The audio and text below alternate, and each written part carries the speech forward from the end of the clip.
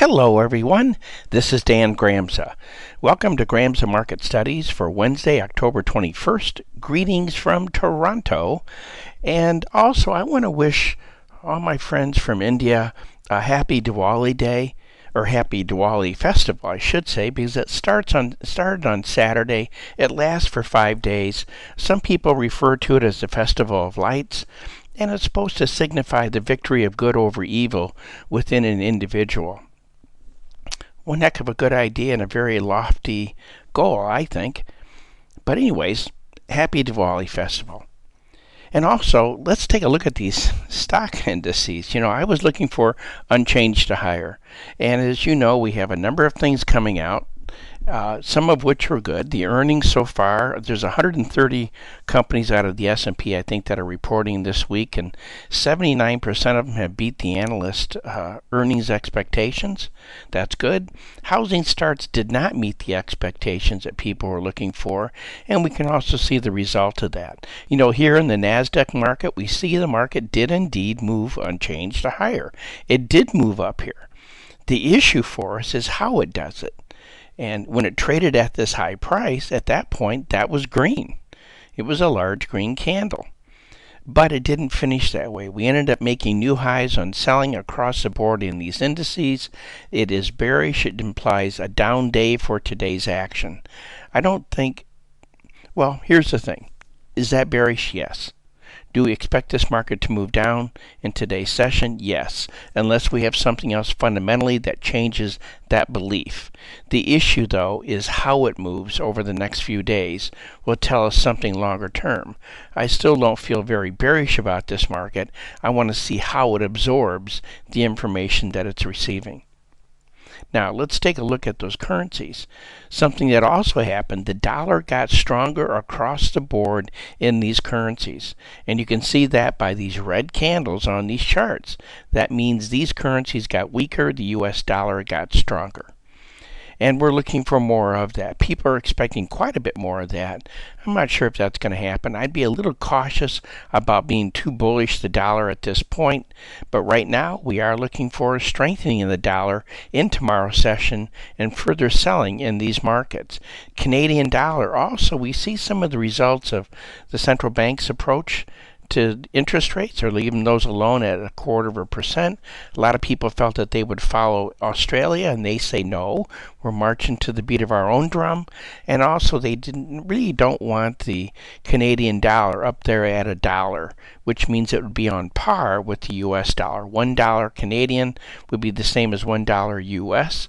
And they don't necessarily want that. The largest export for Canada is crude oil, and it's not in their best interest to have a super strong currency in that respect. Now, let's move on to the interest rates, sideways type market, potential double top here in the euro dollar interest rate market, but we're not looking for much. As I mentioned a few days ago, and you can see not much has happened. Expect that really to continue, where we did see some strengthening as the US dollar got stronger, the stock indices come off. Metals, we saw some struggling there. It's reflected in these interest rates. And we see they did strengthen far more than I expected them to. I was looking for unchanged to higher, but not this type of movement. And it's a pretty healthy move for both the bonds and the notes. Here's the bonds. That's a nice move for that. We are looking for unchanged to higher. They are at critical levels. So today will be important. We're not looking for a big day in those markets. In the metals markets, well, they did get high enough to find sellers. And, again, these are potential double tops in silver and gold. It's going to be dependent on how it backs off over the next 2 to 3 days. That will really determine longer-term weakness or strength. So we're looking for unchanged to lower. But remember, the key for today is how it moves.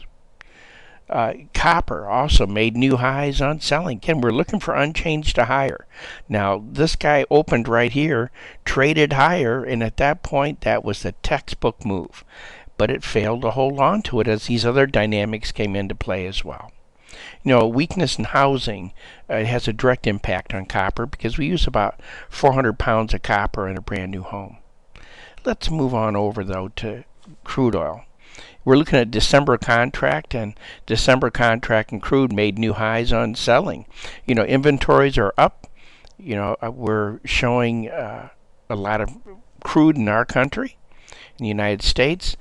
Does it really need to be above $80 a barrel? I sure don't think so. But right now, we are finding some sellers. We are looking for this to back off. We're looking for unchanged to lower. But natural gas, we are not. We're looking for unchanged to higher. As buyers came in, this is a beautiful move, a textbook move, closing above the swing high. All the right elements in that market. So we're looking for continuation of that. In beans, corn, and wheat, well, again, these are markets moving on weather. And there's been a weather window that a lot of harvesting has been done. Right now, the expectations are that the soybeans may be up 9.5% over last year's inventory harvest. And same thing for corn. It's about 7 point something percent. They're expecting it to be up.